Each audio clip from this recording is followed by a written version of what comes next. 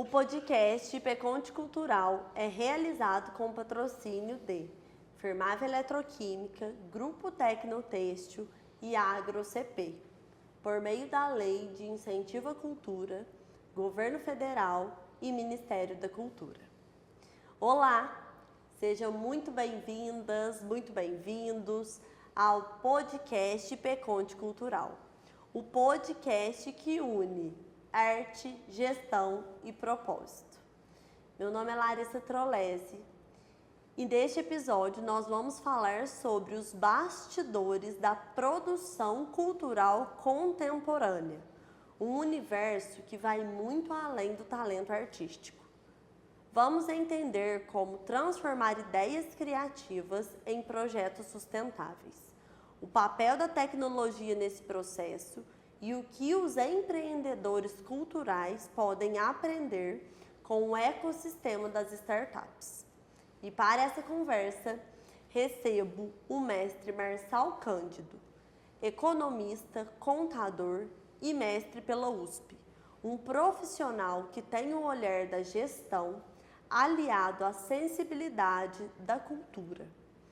Marçal, bem-vindo de volta ao podcast Peconte Cultural. E para o nosso primeiro bloco, nós vamos falar da ideia ao projeto sustentável.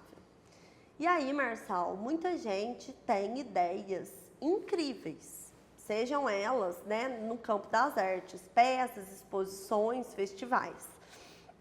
Porém, as pessoas se esbarram na dificuldade de transformar essas ideias em projetos culturais viáveis e sustentáveis.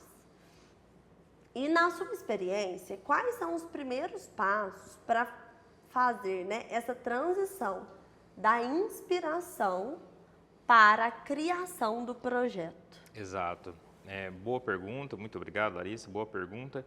A gente só colocar um caso extremo de um projeto cultural, que seria construir uma catedral, que às vezes tem catedral que demora mais de 100 anos.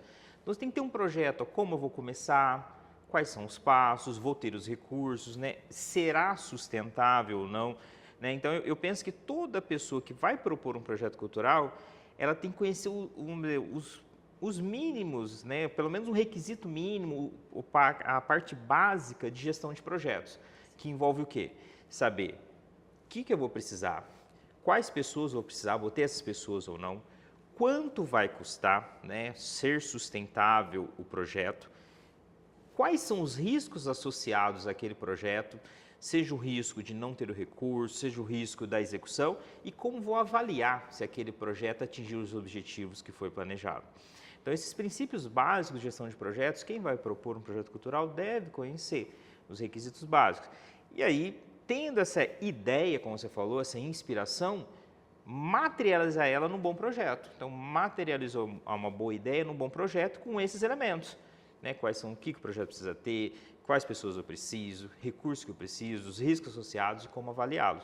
Esses são os requisitos mínimos para o projeto parar em pé, ser um projeto que seja factível, que seja um projeto que alcance o impacto que foi buscado e que seja aprovado. E isso demonstra também, para quem vai colocar dinheiro, empresas que vão colocar dinheiro num projeto como esse, demonstra confiabilidade. Fala, nossa, que projeto bem feito. E aí isso consegue com mais assertividade, um projeto bem estruturado, sustentável, inclusive financeiramente, ele consegue mais assertividade na hora de captar o recurso. Perfeito. A gente traz esse diagnóstico inicial, Marçal? E aí a gente constrói um modelo factível. Exatamente. Então, você deu o exemplo da catedral, achei excelente, Tem catedral que demora séculos para ser construída. Então, qual que é o público que eu vou atingir? Como que eu vou fazer esse projeto de fato ser viável? Tem a questão, igual você falou, do recurso financeiro. Eu vou ter recurso, vou ter pessoas, vou ter mão de obra. Qual que é a equipe que vai me apoiar? Enfim. A questão vou buscar a captação, através das leis de incentivo. Tem diversas leis de incentivo. Exato. Tem municípios que têm tem leis própria, específicas. eu já atendia, né, algumas associações, por exemplo, Larissa, eu tenho projeto aprovado no Pronon, né, que são dos pacientes oncológicos, mas eu preciso de alguma lei, eu preciso criar algum projeto que vem para o incentivo do ECA, né, que tem a questão da criança e adolescente. Exato. E como que eu vou fazer isso dentro do meu contexto, dentro da minha associação? Exato. Enfim, então assim, existem diversas vertentes, né, quando a gente pensa num projeto, até o momento que você torna esse projeto viável. Exatamente. E nós temos que medir o impacto, né, Exato. Marçal? A gente tem que saber se aquele projeto realmente ele vai ter um impacto social. Eu vou trazer um professor da Escola Culinária de Paris para poder desenvolver crianças que têm interesse em aprender sobre fazer macarrão com tintura negra. Então, assim, eu vou incentivar o quê? A culinária? O que eu quero incentivar com isso? Exato. Então, a gente tirar essa ideia do papel, né, e trazer para uma realidade factível. E aí, gente, a sustentabilidade do projeto, né, não está só em conseguir o recurso, mas a gente precisa ter uma continuidade. A gente fala muito sobre a questão da constância, né? Então, ali eu escrevo, né, eu tenho aquele cronograma, eu preciso fazer com que esse cronograma ele se cumpra, eu preciso ter o impacto de fato, eu preciso pensar na comunidade, eu não posso pensar em um público muito específico, igual eu dei a ideia, né, do curso culinária. Enfim, os projetos culturais de sucesso são aqueles que sobrevivem ao evento. Então, assim, não ficou preso só naquele evento, mas criou-se um legado. Aqui em Varginha, né, que é a nossa cidade, e a gente tem conhecimento de algumas leis municipais, a gente tem acesso, a gente apoia algumas associações e ONGs, a gente vê claramente a diferença de empresas que têm projetos que deixam um legado, e aí tem um nome forte perante a sociedade, e conseguem recursos de uma forma muito, muito simples, porque a empresa já enxergou que aquele projeto ele realmente é um projeto viável, e a gente conhece associações que vivem, né, atrás de recursos, mas porque não conseguem mostrar de fato que o projeto ele vai trazer algo positivo ali para aquela comunidade, para a sociedade. Então, pessoal, nos primeiros passos, né, para você tirar a ideia do papel e fazer esse projeto ser viável, vamos fazer esse diagnóstico, vamos ter propósito, vamos construir um modelo que ele esteja dentro da realidade, vamos fazer esse planejamento financeiro e orçamentário e vamos medir a importância do impacto cultural e social. Esse primeiro bloco, ele traz um agradecimento à Fermave Eletroquímica, que é nossa patrocinadora. Essa empresa que acredita que investir em cultura é investir em transformação. Para o bloco 2, eu quero trazer um assunto, Marçal, que ele é bem polêmico, sabe? A tecnologia, ela influencia ou ela ameaça? Assim, boa pergunta, Larissa. Inclusive tem muito debate, né? Que a tecnologia hoje faz parte do nosso dia a dia, então tem que levar em conta, né? Eu não posso ignorar que a tecnologia existe e que ela usar como uma ferramenta que vai ajudar no processo e na atividade cultural, né? Você estava falando agora mesmo sobre a avaliação do impacto. Eu posso usar a tecnologia como uma maneira de avaliar o impacto, né? Hoje chega no celular, chega e-mail, se a gente responde ele rapidinho, pode chegar um áudio, né, para quem não tem capacidade de visualizar. Então, a tecnologia como uma ferramenta na divulgação, ou ainda a tecnologia como ajuda no processo de experiência, né? Então, vou dar um exemplo, você pode usar a tecnologia para exposição cultural de quadros, pintura. E aí você tem as pinturas, mas eu já vi, participei, muito interessante isso. Aí você vai para uma outra sala que aquela pintura começa a se mexer. E você vê assim, ou você vê o pintor como ele estivesse pintando aquele quadro. e ouvir a história dele passando. Então, usar a tecnologia para isso, né? E hoje tem muita tecnologia que pode ser aplicada e colaborar para essa experiência cultural, né? Então, não é ignorar, ela faz parte do dia a dia, especialmente jovens. Jovens nascem com a tecnologia praticamente. Então, eles querem. Então, o desafio é esse, né? No projeto, combinar as duas coisas. Né? Perfeito. Trazer atividade cultural combinada com a tecnologia. Perfeito. Eu acho até engraçado que vem se falando muito, né, sobre a substituição de pessoas com o uso da inteligência artificial. E aí, recentemente, eu vi um caso, né, de uma artista de Hollywood, que ela foi 100% projetada pela inteligência artificial. E a inteligência artificial deu voz, né, deu essa vida e criou um personagem, de fato, artificial. E aí eu vi um manifesto dos artistas contra essa questão, né, de criar personagens da inteligência artificial para poder fazer algo relacionado ao cinema, ao teatro. E aí os produtores, eles vêm com o olhar deles, eles falaram o seguinte: não é que o personagem criado pela IA vai substituir os nossos artistas, jamais. Porque a emoção, a personificação, isso nenhum robô substitui. Mas, por exemplo, a gente tinha muita dificuldade em questão de dublês. Exato. Então, a inteligência artificial, ela pode ser uma ferramenta super acessível para a gente que é produtor. Porque, às vezes, a gente atrasava meses e meses a gravação por algum fato, ou porque o ator ficou doente, ou porque teve algum imprevisto ali. E hoje a inteligência artificial, ela já traz melhor essa questão da gestão do tempo para a gente que é produtor. Exatamente. Ou seja, né, toda história tem os dois lados, né? A gente tem que sempre olhar as duas faces. Uma outra questão, não sei se vocês viram, recentemente uma banda, ela estava no top 50 do Spotify e era uma banda 100% criada pela inteligência artificial. E aí, né, ela era composta por 5 artistas e tinha as músicas, né, tinha todo ali enfim, o seu contexto, roteiro, tinha baterista. E aí as pessoas ficaram assim, nossa, impactadas, porque estava se ouvindo muito.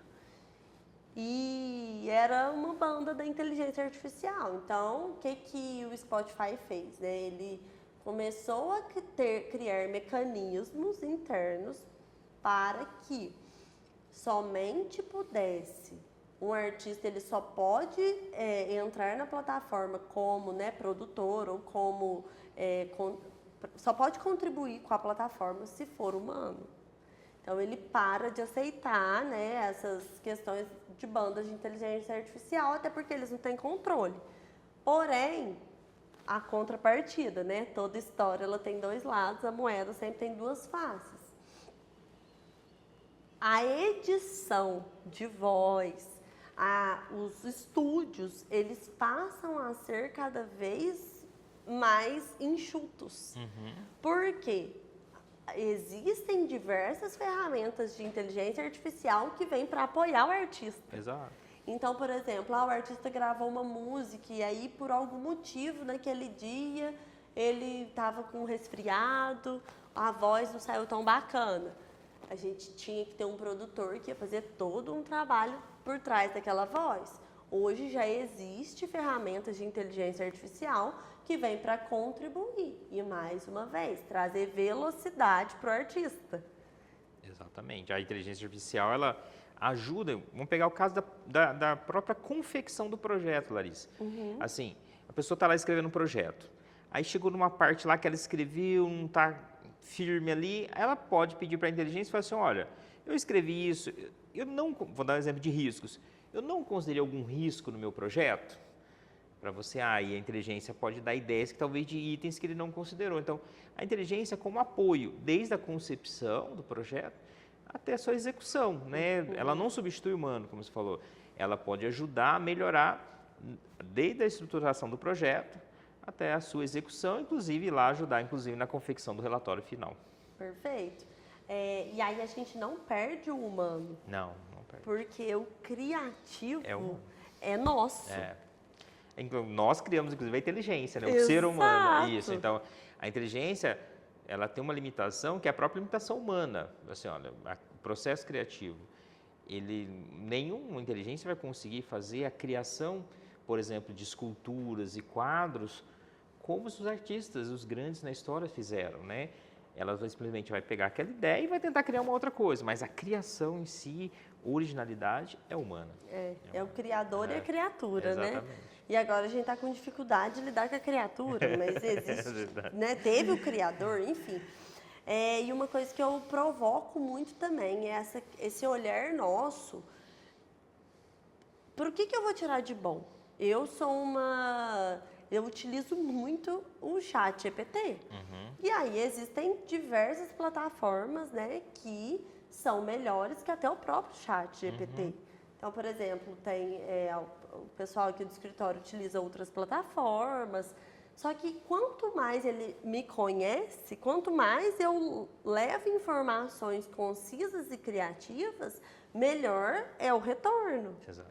Aí a pessoa chega a primeira vez, ele vai me dar uma resposta pronta? Não. Definitivamente não, né?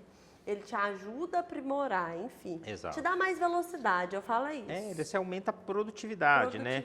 E aí é até bom, porque aí você gasta mais tempo na criação. Porque você, às vezes fica, nossa, eu gasto muito tempo com coisas operacionais, vou gastar tempo imaginando algo novo. Perfeito, é isso mesmo. Eu falo, ele deixa a gente mais eficiente. Exatamente. Só que a gente tem que entender isso. Exato. E aí, recentemente, a gente acompanhou um projeto cultural que utilizou da realidade aumentada para recontar histórias de comunidades quilombolas. Olha que interessante. E aí, o que a gente viu, né? A tecnologia, ela não substitui o artista. Não. Ela deu voz e alcance para sua arte. E é justamente essa combinação que faz a cultura seguir viva e inovadora. Exatamente. Enfim, né, pessoal? Esse bloco, ele traz um agradecimento especial ao Grupo Tecnotêxtil, que acredita na força das pessoas e no poder da inovação como motor da mudança. E aí, Mersal, para a gente ir para a última pergunta, né, eu trago aqui um questionamento, né? Lições empreendedoras e cultura em tempos de crise, né? O que empreendedores culturais podem aprender com startups de outros setores? Assim, isso é uma dificuldade, né? Porque às vezes pensa em cultura, aí muitas pessoas pensam, nossa, aquelas esculturas antigas, aqueles quadros de 500, 1000 anos atrás, e aí ele não pensa a atividade cultural também como empreendimento. E hoje, no empreendimento, ele tem que ser um empreendimento ágil, rápido, por quê? Ele vai tentar, em cada momento, captar algumas tendências e trazer a atividade cultural procurando ir nessas tendências. E aí, é importante para o empreendedor cultural, o que vai criar o projeto, o que vai captar o recurso, ter essa mentalidade de empresa, primeiro. Aquilo ali é um empreendimento. Sim. É uma empresa que vai captar recurso. E é um empreendimento que a gente chama modelo, né, que você falou, startup, que assim, olha, que se movimenta rápido, capta tendências rápidas, traz processos inovadores, né, ter essa mentalidade de empreendimento, startup, empreendimento que se move rápido, não aquela coisa parada no tempo, devagar, lento, né? Não, rápido, porque isso permite ele, né, e aí comentamos aqui agora há pouco, captar recursos de diferentes fontes, ele vê, nossa, ali tem uma oportunidade de atividade cultural, né? Quem faz isso já bem, né, é o pessoal que faz evento, por exemplo, que envolve gastronômico, né? Pô, tal região tem isso, então vamos fazer um evento lá. Tal região tem aquilo, vamos para lá. Festival do Biscoito, Festival do Maroto, do Torresmo, e assim vai. A gente vê. Mas para empreendimentos culturais nem sempre são ágeis assim. Então eles têm que pensar ágil, né? Pensar rápido. E novamente ligado à pergunta anterior, usar a tecnologia ao favor. A tecnologia permite ser rápido, a tecnologia permite ser ágil. Então pensar em empreendimento cultural tecnológico, como uma startup, rápido, ágil, que ele se movimente bem e entregue bons resultados. Perfeito. eu falo, essa cultura de experimentação Exato. é super importante. E uma coisa que a gente chegou até a conversar em outro episódio, e eu cheguei a ter acesso a essa informação com outros convidados, que é a questão da gente trazer o olhar para a sociedade, mas não ficar preso no preconceito da cultura. Exatamente. Então, por exemplo, eu vou trabalhar com um festival gastronômico. Ótimo. O que já foi feito? Como que eu posso desenvolver? Varginha, né? Nossa região aqui é muito forte na área do café. Então, eu vejo, tem muitos movimentos relacionados ao café.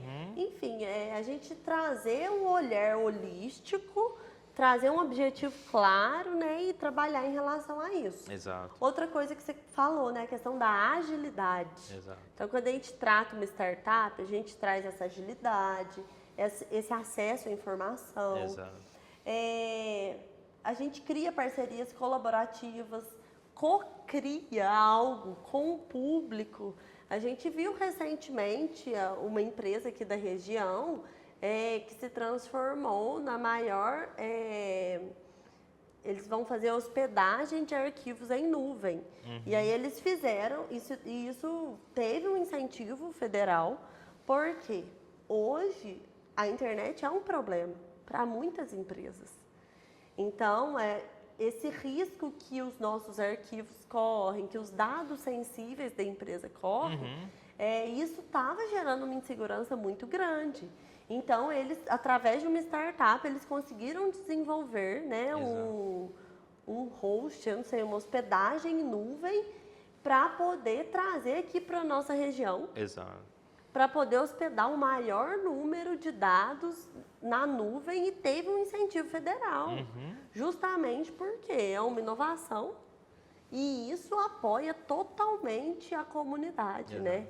Então, eu vejo que essa questão dessa velocidade é estourar a bolha mesmo, a gente trazer um outro olhar. E também a questão das métricas, mais uma vez, né? E o storytelling de impacto para os investidores. A forma de apresentar, né, Larissa? Assim, a gente vê, às vezes, o indivíduo ele tem uma boa ideia, né? O produtor cultural tem uma boa ideia, e ele consegue ali, talvez ele faça com uma pessoa que entende de projetos, faça um bom projeto, né, e faz uma parceria, e é bom, tá? O produtor, isso é uma dica, quem vai produzir cultura, se você tiver, geralmente a gente tem uma habilidade, a gente não consegue ser bom em tudo, né? Então, eu sou bom em ideia, em criação, outro é bom na execução do projeto, no dia a dia, então junta 2 ou 3 pessoas e promove, e outro é bom em falar, em vender o projeto, né? Assim, então, a narrativa importa, a forma como é falado. Isso ajuda a criar firmeza, a criar empatia com quem vai colocar o dinheiro no projeto, inclusive com o potencial público, né? Uma pessoa que comunica bem com aquele potencial público que vai ser aquele pessoa que vai experimentar, vai receber aquela atividade cultural. Então, isso é muito importante. Perfeito, né? Ou seja, o artista que entende de gestão passa a ser o empreendedor cultural. Exatamente. E o gestor que entende de arte passa a ser um transformador social. Exato. Né, Marçal? E isso se torna ainda mais importante em tempos de instabilidade econômica, quando o investimento em cultura parece escasso. A verdade é que a cultura nunca deixou de ser essencial. O que muda é o formato. Quando a economia aperta, é a arte que mantém o senso de humanidade e pertencimento. Ela vira resistência, vira respiro, vira ponto de encontro. E quem entende o valor disso é a AgroCP, que acredita que a cultura é uma semente de futuro que floresce, mesmo em solo árido. Encerramos mais um episódio do podcast Peconte Cultural com uma mensagem clara e concisa. A cultura é gestão, inovação e propósito, tudo junto, nada separado. O produtor cultural de hoje é também gestor, comunicador e empreendedor. E isso é lindo, porque significa que a arte deixou de ser algo distante e passou a ser parte da estratégia de desenvolvimento do país. Agradeço imensamente ao mestre Marçal Cândido por mais uma conversa rica e inspiradora.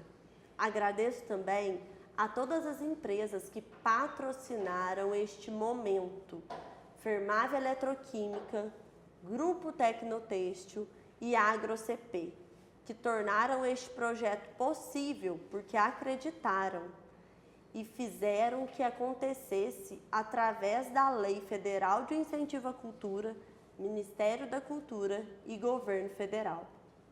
A arte nasce da sensibilidade, mas sobrevive pela gestão. E quando talento e propósito se encontram, o resultado é transformação.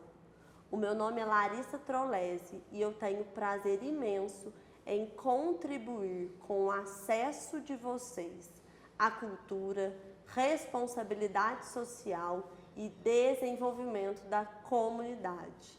Deixo aqui o meu muito obrigada.